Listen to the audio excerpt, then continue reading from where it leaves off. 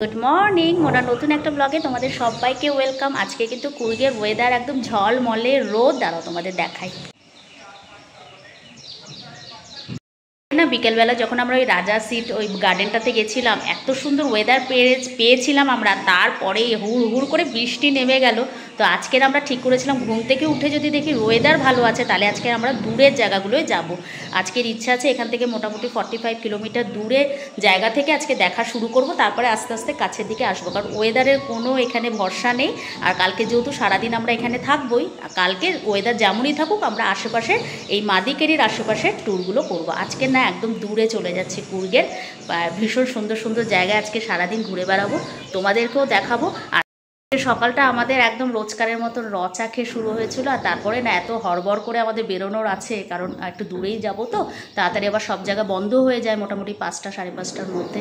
ওই জন্য সকালে আমরা একটু উঠে পড়ে চা খেয়ে বুটুর জন্য একটু ম্যাগি বানিয়ে নিয়েছি। আমরা টিফিন করিনি, আমরা রাস্তায় কোথাও খেয়ে নেবো। আর আজকের আমি পরেছি একদম নতুন ড্রেস, দুর্গা পুজোয় যেহেতু আমরা এবার কলকাতায় যাওয়া হবে না, তার জন্য আগেই পরে নিয়েছি। এই যে একটা প্যাজোলা অর্ডার দিয়েছিলাম, আর এই শার্টটা, এটা ভীষণ পাতলা একটা শার্ট। তো এই আমার আজকের সাজ।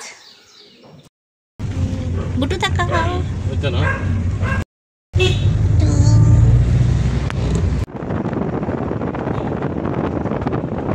আমরা না ড্রাইভার ভাইকে বলেছিলাম যে আমাদের ওই যে এলিফ্যান্ট ক্যাম্প রয়েছে সেখানে নিয়ে যেতে। তো দুবারে এলিফ্যান্ট ক্যাম্প তো ভীষণ ফেমাস এই কুর্গে, কিন্তু উনি না নতুন হলে যা হয় আর কি, মানে আমরা নতুন বলে উনি বললো ওখানে খুব ভিড়ভাড় হবে, তো এরকম একটা না নিরিবিলি জায়গায় নিয়ে এসেছিল।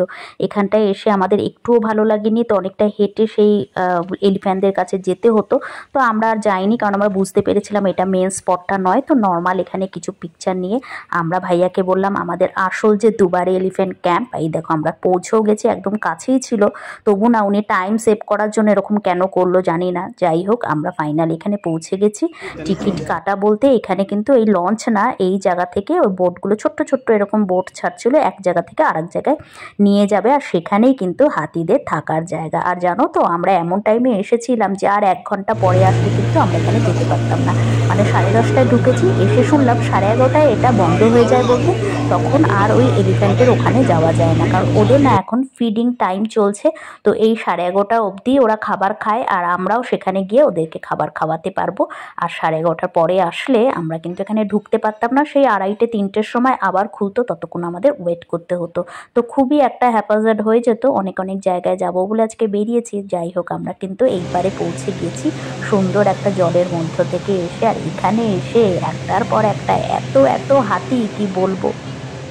একটা বোটে করে ওই পার থেকে এই পারে আসলাম, দেখাই যাচ্ছিল এটা, জানো তো বর্ষাকাল যদি না থাকতো না, সামারের সময় হেঁটেই এটা সবাই একদম মানে অল্প একটু হাঁটু জল থাকে আর হেঁটে হেঁটেই চলে আসা যায়। কিন্তু যেহেতু এখন একদম মনসুন ভরা আগস্ট মাস, তাই এখন আমাদের জন্য এই ছোট্ট বোটটায় করে এপারে আসলাম। আর বুট্টুর জন্য ভালো হলো, না হলে না জলের মধ্যে দিয়ে আসলে প্রবলেমও হতো। দুবারে এলিফ্যান্ট ক্যাম্পে এসেই এলিফ্যান্ট চোখের সামনে পড়ে গেল। এখানে না তোমরা খাবার খাওয়াতে পারবে, 50 টাকা করে দিলে ওরা যে খাবারটা খায় সেটা তোমার হাতে দেবে, আর তুমি সোজা হাতির সুরে। এলিফ্যান্ট এই জায়গাটাতে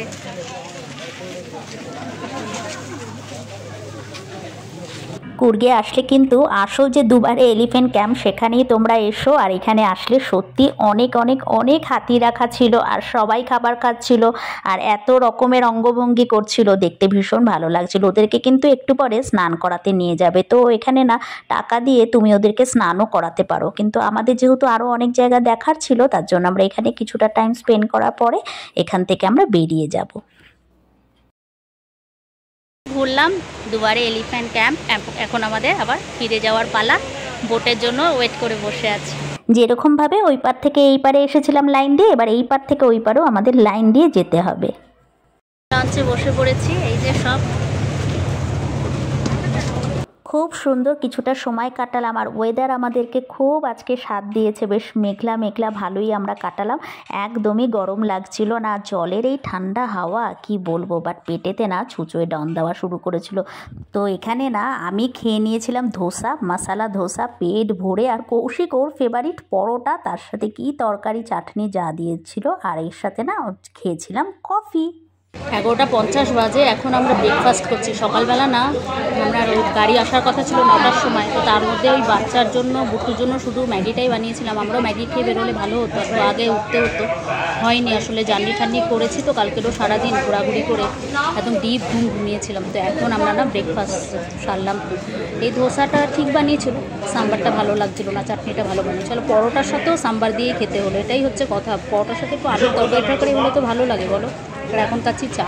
আমরা না এখান থেকে এখন বেরিয়ে যাচ্ছি, আর একটা ভীষণ সুন্দর জায়গায় যাব। তো নেক্সট ব্লগে সেটা তোমাদের সাথে শেয়ার করব। সবাই ভীষণ ভালো থেকো, টাটা।